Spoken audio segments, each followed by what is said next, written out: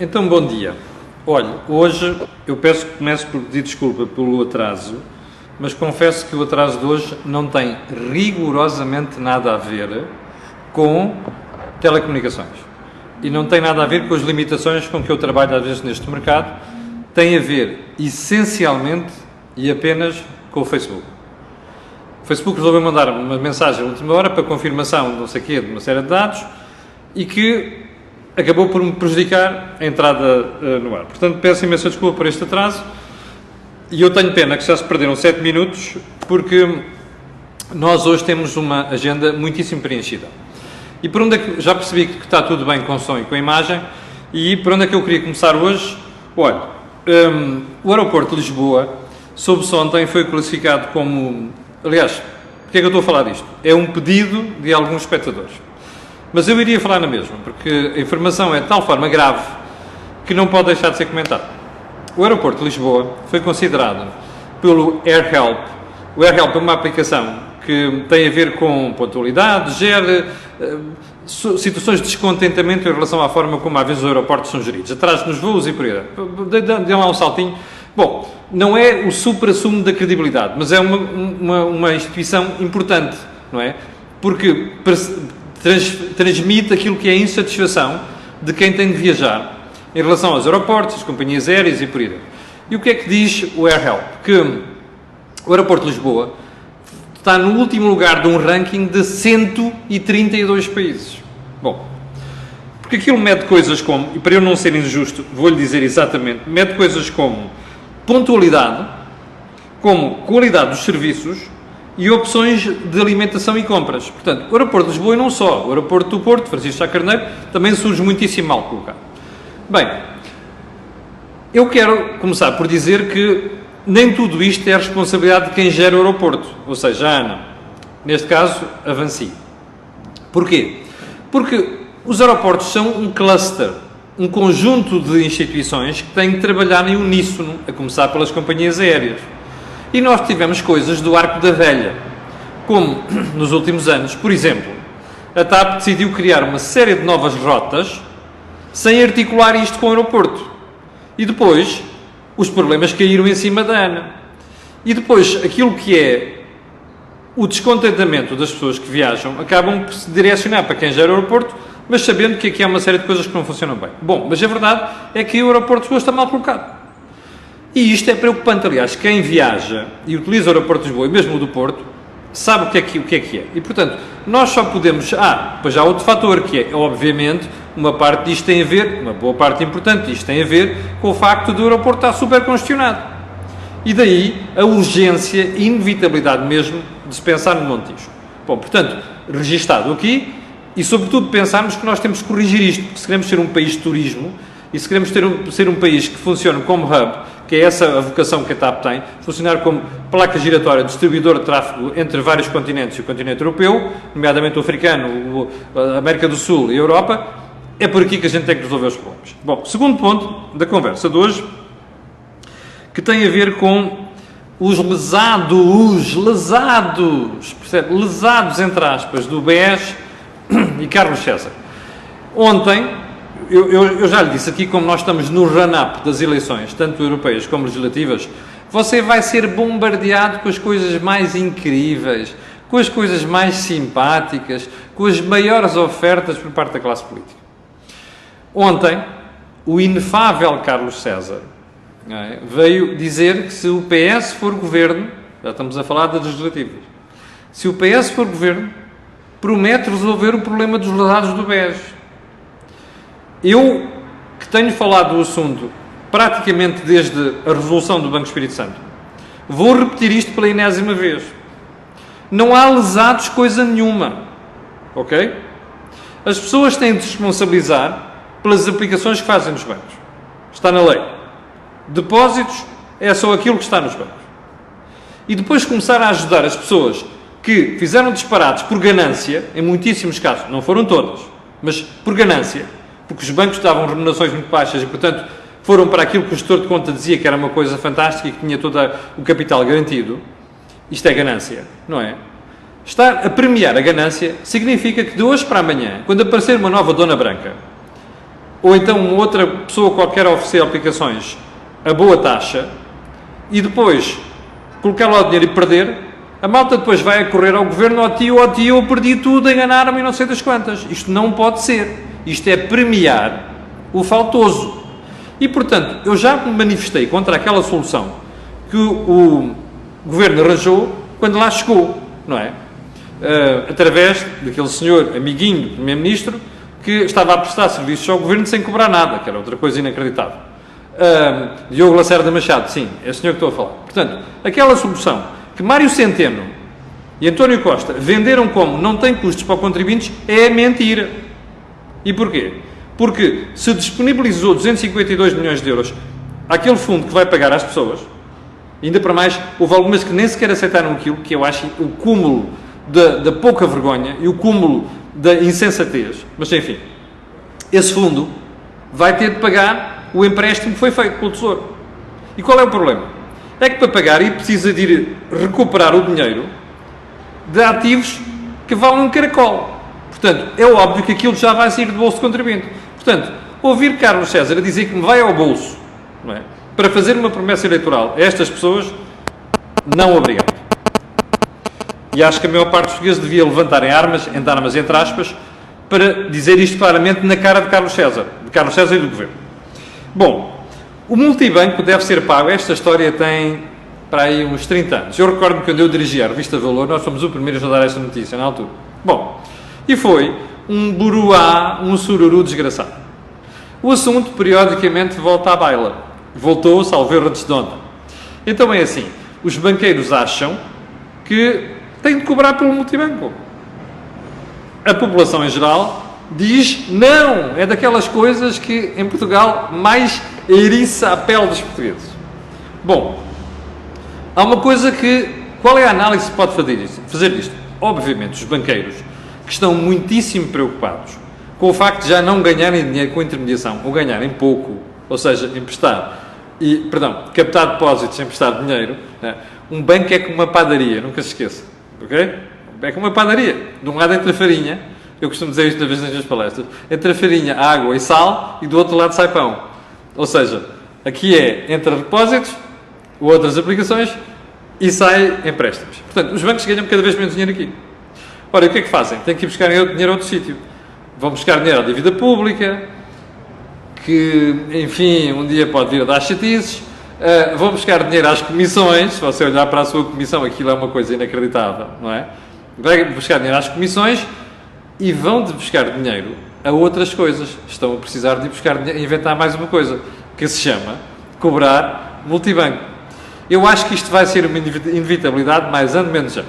Mas vai gerar uma onda de indignação e se calhar vou-lhe fazer uma previsão, hein?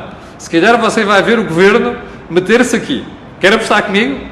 Os Pedros Nuno Santos da vida, os Carlos César, os Mários Centenos e os Antónios Costa vão fazer isto de certeza mais tarde ou mais cedo.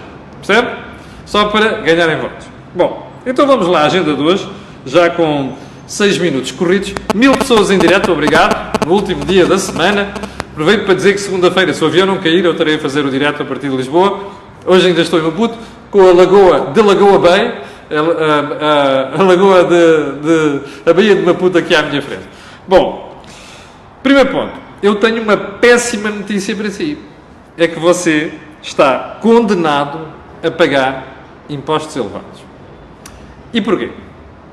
Está condenado em 2019, 2020, 2021, 2022 e por aí adiante. Como se diz em inglês, for the foreseeable future. Ou seja, você olha para a frente e diz assim, tudo aquilo que eu posso ver e prever do ponto de vista deste horizonte é impostos elevados. E agora vou-lhe explicar porquê. Bem, aliás, como está aqui no segundo ponto, posso até ir mais longe. Dizer-lhe que os impostos ainda vão subir mais nos próximos anos. E porquê? Olha, a base da minha análise é o documento que o Conselho de Finanças Públicas divulgou ontem. Eu não sei se recorda, esteve atento, mas se não esteve, vá lá ver ontem, ao vídeo de ontem. Houve uma certa altura em que eu lhe disse que punha as mãos no fogo, ou duvidava mesmo que o CFP, Conselho de Finanças Públicas, abreviado, fosse subscrever algumas coisas que estão a ser ditas pelo Governo em matéria de finanças públicas. Recordas? Bom, na murcha. Eu tinha acabado de falar ontem e de repente nos computadores começou a aparecer a informação de que o Conselho de Finanças Públicas tinha divulgado um documento onde analisava a política orçamental do Governo. Nomeadamente, aquilo que está escrito no Programa de Estabilidade, apresentado há poucas semanas, em abril. Bem, o Conselho de Finanças Públicas foi muito mais longe do que eu alguma vez sonhei. Aliás, eu vou fazer uma coisa, olha. É preciso tê-los no sítio para fazer aquilo que o Conselho de Finanças Públicas está a fazer, que é ser independente, rigoroso e sério na análise da política orçamental em Portugal. E repare como isto que o CFP faz acontece um dia depois da UTAL ter vindo pôr o Governo nesse sentido. Bem, o que é que diz a UTAL? Uma vergonha, que é assim. Primeiro, lançou uma dúvida geral sobre a transparência que as contas que o Sr. Dr. Mário Centeno anda a apresentar. Aonde? Despesas com pessoal. Você se recorda que se nos últimos meses estiver atento àquilo que nós dizemos sistematicamente sobre a despesa corrente, há um pormenor da despesa corrente que nós falamos sempre, de salários, despesa com pessoal. E o que temos dito é que sistematicamente a taxa de crescimento da receita da despesa com pessoal tem estado acima daquilo que o Governo prevê. Em 2017, em 2018, e eu vou-lhe fazer aqui uma aposta singelo contra dobrado. Em 2019 vai ser a mesmíssima coisa. Pelo contrário, vai ser pior ainda. Bom, e o que é que o CFP diz? Olhem para os números. Isto não é futurologia. Olhem para os números. E o que é que dizem os números? Olha, muito simples. O Governo, em 2017, disse que a despesa com pessoal, carreiras, progressões, descongelamentos, remember, faites la liaison, ia ser de 992 milhões de euros. Sabe quanto é que as sucessivas revisões apresentam? 1.757 milhões de euros. Como muito bem diz o CFP, isto é quase o dobro, percebe? Upa, a foguetão, a turbojato, está a perceber? Subida na vertical. Obviamente, esta despesa extra não pode ser paga com impressão de moeda, que felizmente já não temos essa faculdade.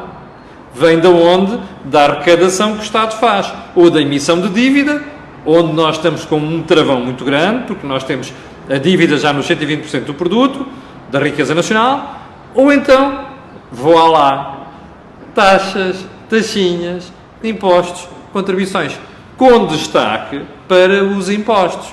Ora bem, você já percebeu porque é que você tem, neste momento, a carga fiscal mais elevada da sua história? Está aqui. Não é porque o seu Primeiro-Ministro diz: não, nós não podemos baixar a carga fiscal, vamos investir.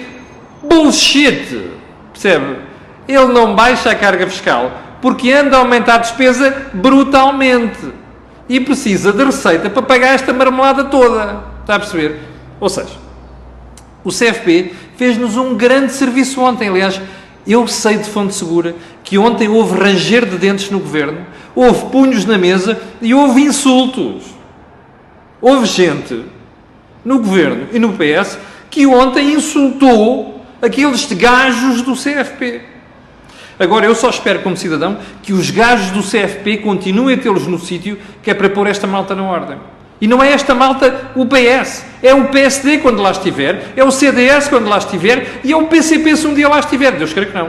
Não, isto vai tudo por ali, por água abaixo. Portanto, a minha ambição como cidadão é ter instituições fortes. Um Banco de Portugal forte, que andam a tentar tramar, o CFP forte, que andam a tentar tramar, a ADC, tudo que é organismo regulador e supervisor. Uma economia só funciona e as pessoas só têm juízo quando estão no governo quando têm órgãos que controlam os pés, está a perceber? E diga assim: espera aí, não podes fazer isto, e se fizeres eu vou denunciar. Ora, foi este trabalho magistral que foi feito pelo CFP ontem. O que o CFP vem dizer, ainda me permite a mim, cidadão analista, dizer o seguinte: você ainda vai pagar mais impostos nos próximos anos. E sabe porquê? Olha, eu vou-te explicar. Porque diz o CFP que isto vai continuar a aumentar. Esta despesa vai continuar a aumentar. Imagina o que é agora estes desbloqueamentos e progressões que já estão a ser anunciados. Não é só nos professores, não é só enfermeiros, é carreiras especiais, GNR, militares, guardas prisionais, funcionários judiciais, o que você quiser. Tudo isto vai somar à despesa. Onde é que está o problema? É que você vai ter que pagar mais impostos. E o CFP diz uma coisa muito importante, que é assim, meus senhores, atenção, porque isto está o Governo a contar que vai ser financiado com o crescimento da economia. Mais IVA, mais IRS, mais contribuições, percebe? Mais IRC. O problema é, então e se de repente isto fizer assim? Ou se fizer assim? Ou se fizer assim? Menos IVA, menos IRS, menos IRC, menos contribuições. Faites la liaison. E depois você diz assim, bem, agora, como eu não tenho massa para pagar esta marmelada, vou dizer ao Tribunal Constitucional que vou congelar carreiras outra vez, vou cortar. A propósito, lembra-se quem é que começou a congelar carreiras na administração pública? Passos Coelho. Ah não, esse serve de saco de pancada para tudo. José Sócrates. Vou fazer como o Ferro Rodrigues no Parlamento. E quero lembrar aqui o nome, José Sócrates. Eu também quero lembrar aqui o nome, José Sócrates, ok? Assim como daqui a 5 anos, quando eu estiver aqui, se Deus quiser, vou-lhe dizer assim, quero lembrar aqui dois nomes, António Costa e Mário Centeno. Percebeu? Portanto, abra os olhos agora. Se quiser votar nesta marmelada, vote. Mas abra os olhos. Percebe? E já agora é assim, se tiver aqui o PSD a fazer a mesma coisa que estes fulanos estão a fazer, e o CDS, eu serei o primeiro a criticar. Ok? Como já dei provas na semana passada. Este programa serve para criticar o que não está bem. E dizer o que é que se tem de fazer. Apenas por isso. Não tem preferências ideológicas. Eu voto à direita. Mas quando tiver que fazer uma crítica à direita, eu faço-a. Percebe? Bom. Mas o que é que diz o CFP? Mais, diz assim, olha, quer ver? Eu vou-lhe dar os números, que é para não haver aqui qualquer dúvida, e não se ficar aqui a pensar que isto sai tudo da minha cabeça. Bom, o CFP olha para aquilo tudo e diz assim, olha, até 2023, isto é análise das contas, atenção, não é futurologia. Até 2023, o Governo vai ter de enfrentar uma subida de despesa corrente com pessoal, 9,4 mil milhões de euros. Percebeu? De 2018 a 2023. 9,4 mil milhões de euros. Você sabe quanto é que custou em 5 anos cortar despesa por mando da Troika? Foram 13 mil milhões. Foram 4 anos duríssimos. Você sabe o que se passou. Agora imagine que esta marmelada que é, em 4 anos, esta malta aumenta 9,4 mil milhões, a somar aos 6 mil milhões que já aumentou nesta legislatura. Está a perceber isto ou não? Pronto, tire-lhe mais mil milhões, menos mil milhões. Isto é incomportável. Capixa? Mas não é só isto. Vou-lhe somar mais. Olha, além dos 9,4 mil milhões, são mais 2,3 mil milhões para investimento. Desculpe, não consegui resistir. Ok? Terceiro, mais 960 milhões de despesa para consumos intermédios. Você já percebeu porque é que o SNS está uma miséria? Já percebeu? É por isto. Sabe porquê? O orçamento é um bolo único. Imagina um bolo. 70% desse bolo, quando você chegou à mesa, já foi comido. Por quem? Por despesa com salários e com prestações sociais. Agora sobram 30%. E nos 30% você tem que acomodar tudo e mais alguma coisa. Diga-me lá se já percebeu qual é o problema das finanças portuguesas. Se não percebeu isto, não percebe bem mais nada. Está a perceber? Este é o problema. E o que o CFP diz, e tem toda a razão, é assim, primeiro, aldrabar números como o Governo dá a fazer, porque o CFP diz isto claramente. Há uma dúvida sobre os valores reais de despesa e a transparência com que o Governo está a divulgar isto.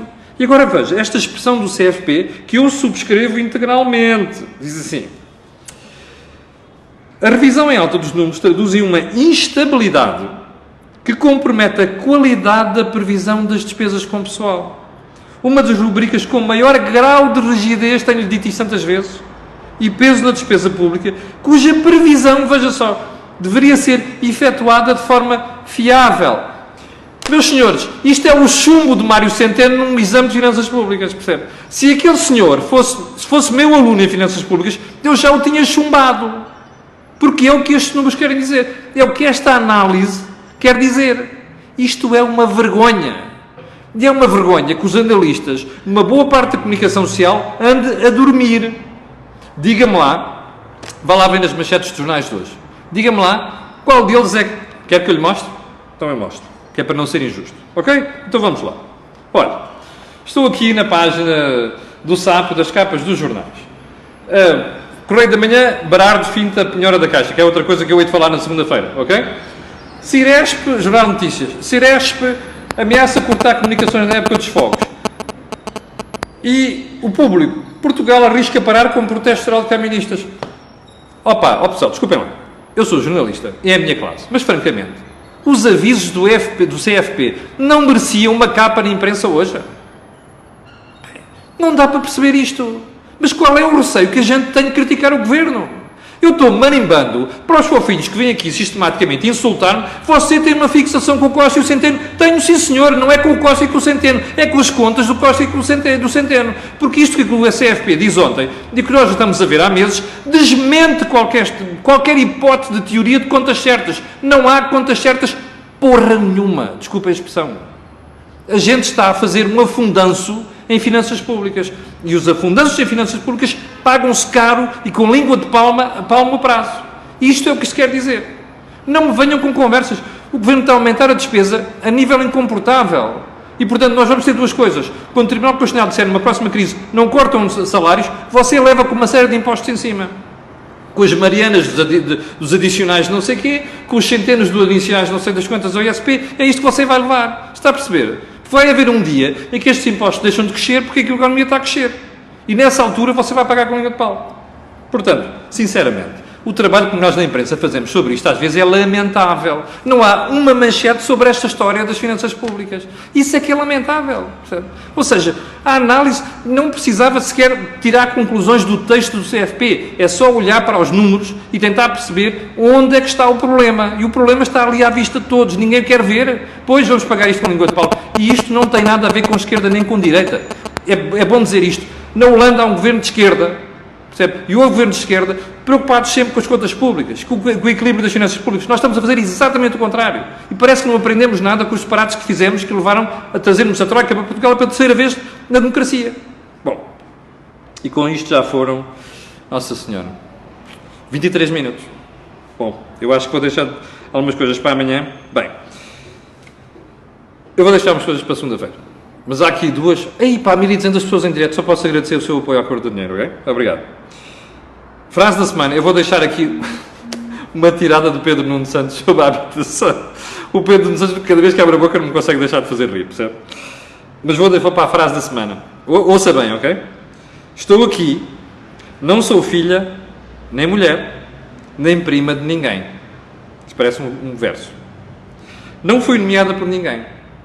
Ana Rita Cavaco, bastonária da Ordem dos Enfermeiros. Sabe o que é que eu vou dizer? Eu tenho a certeza que o Carlos César ontem, ao ler isto, deve ter corado de vergonha. Eu sei que ele não tem vergonha. Eu sei que ele aparece em público e tem vergonha. Portanto, Carlos César, António Costa e aquela malda toda que já fizeram mais nomeações que o governo anterior e algumas nomeações vergonhosas de gente de família, filhos, primos, mulheres, não sei das quantas, ainda quando aconteceu mais uma, olha, devem ter corado de vergonha a ouvir esta senhora que andam a perseguir, percebe?